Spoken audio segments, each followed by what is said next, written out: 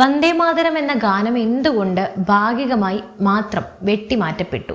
നമ്മൾ ഏവരെയും തെറ്റിദ്ധരിപ്പിച്ച് വെച്ച ചില പച്ചക്കള്ളങ്ങൾ ഞാനിവിടെ ഇപ്പോൾ പൊളിച്ചെടുക്കുകയാണ്. നമുക്ക് വന്ദേമാതരത്തിൽ നിന്ന് തന്നെ ആരംഭിക്കാം. 1896 കൊൽക്കത്ത കോൺഗ്രസ് സമ്മേളനം. അന്ന് ആ സമ്മേളനത്തിന് അധ്യക്ഷത വഹിച്ചത് റഹ്മത്തുള്ള റഹ്മത്ത് സഹയാനി ആയിരുന്നു. ചരിത്രത്തിൽ ആദ്യമായിട്ട് കോൺഗ്രസ് വേദിയിൽ വന്ദേമാതരം ആലപിക്കപ്പെടുന്നത് അന്നാണ്.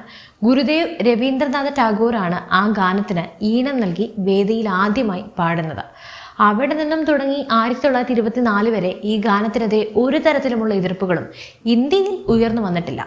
1924 കോൺഗ്രസ് സമ്മേളനത്തിന്റെ അധ്യക്ഷൻ മൗലാന മുഹമ്മദ് അലി ജോഹർ ആയിരുന്നപ്പോൾ പോലും ഈ ഗാനത്തിന്റെ പ്രാധാന്യത്തെ ആരും ചോദ്യം ചെയ്തിട്ടില്ല. 1905 ബംഗാൾ വിഭജന കാലത്ത് ഹിന്ദുക്കളും മുസ്ലിങ്ങളും ഒരുപോലെ തെരുവിലേക്ക് ഇറങ്ങി ഉറക്കെ പാടിയത് ഈ ഒറ്റ ഗാനമായിരുന്നു. വന്ദേമാതരം ഇന്ത്യയുടെ സ്വതന്ത്ര സമരത്തിന്റെ ദേശീയ മുദ്രാവാക്യമായി മാറി. എന്നാൽ 37 പെട്ടെന്ന് എന്താണ് സംഭവിച്ചത്? 1896 മുതൽ 37 വരെ 40-ലേറെ വർഷങ്ങൾ പൂർണ്ണമായും പാടിയ ഗാനം 37 എന്തുകൊണ്ട് വെട്ടിച്ചുരുക്കപ്പെട്ടു?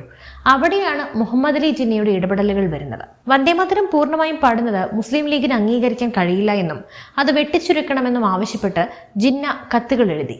വർഗീയ പ്രീണനത്തിനും ഒത്തുതീർപ്പുകൾക്കും വഴങ്ങി അന്നത്തെ കോൺഗ്രസ് നേതൃത്വം വന്ദേമാതരത്തിന്റെ ആദ്യ 2 വരികൾ മാത്രം നിലനിർത്തി ബാക്കി ഭാഗങ്ങൾ ഒഴിവാക്കാൻ തീരുമാനിച്ചു.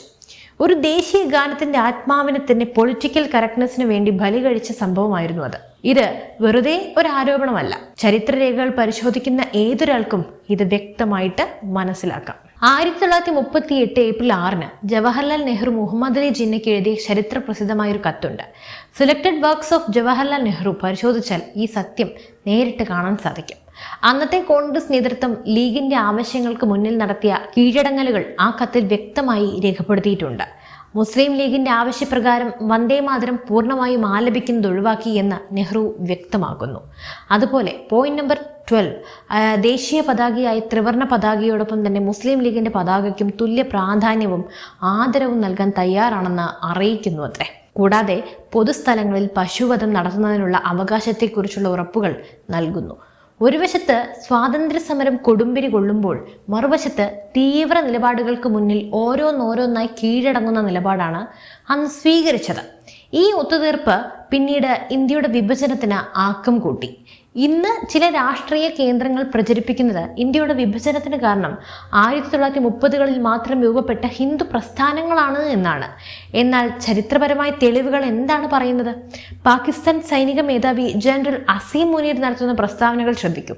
അദ്ദേഹം പരസ്യമായി പറയുന്നത് ഇന്ത്യയും പാകിസ്ഥാനും വിഭജിക്കപ്പെട്ടത് ഹിന്ദുക്കളും മുസ്ലിങ്ങളും 2 വ്യത്യസ്ത ജനവിഭാഗങ്ങളാണ് എന്ന വിചാരത്തിലാണ് എന്ന്. കലിമയുടെ അടിസ്ഥാനത്തിൽ ലോകത്ത് 2 രാജ്യങ്ങളെ ഉണ്ടായിട്ടുള്ളൂ. ഒന്ന് മദീനയും രണ്ടാമത്തേത് പാകിസ്ഥാനും. ഇതിന്റെ വേരുകൾ അന്വേഷിച്ചു പോയാൽ നമ്മൾ എത്തുന്നത് 1887 88-ലുമാണ്. 87 ഡിസംബറിലും 88 മാർച്ച് മാസത്തിലും സർ സയ്യിദ് അഹമ്മദ് ഖാൻ ലക്നൌവിലും മീററ്റിലും നടത്തിയ പ്രസംഗങ്ങൾ പരിശോധിക്കാം. ഹിന്ദുക്കളും മുസ്ലിങ്ങളും 2 വേറെ രാജ്യങ്ങളാണെന്നും ഭരണം ആരുടെ കയ്യിൽ ഇരിക്കണമെന്ന് തീരുമാനിക്കുന്നത് വാളിന്റെ ശക്തി കൊണ്ടായിരിക്കുമെന്നും അദ്ദേഹം അന്ന് തുറന്നടിച്ചു. സർ സയ്യിദ് അഹമ്മദ് ഖാൻ ഈ പ്രസംഗങ്ങൾ നടത്തുമ്പോൾ വീർ സവർക്കർക്ക് വെറും 4 അല്ലെങ്കിൽ 5 വയസ്സ് മാത്രമായിരുന്നു പ്രായം. ഹിന്ദു മഹാസഭ എന്ന പ്രസ്ഥാനം ജനിച്ചിട്ട് പോലും ഇല്ലായിരുന്നു. അപ്പോൾ ആരാണ് ഇന്ത്യയിൽ 2 രാഷ്ട്രവാദത്തിന്റെ വിത്ത് പാകിയത്? 1916 ലക്നൗ ഉടമ്പടി നോക്കാം.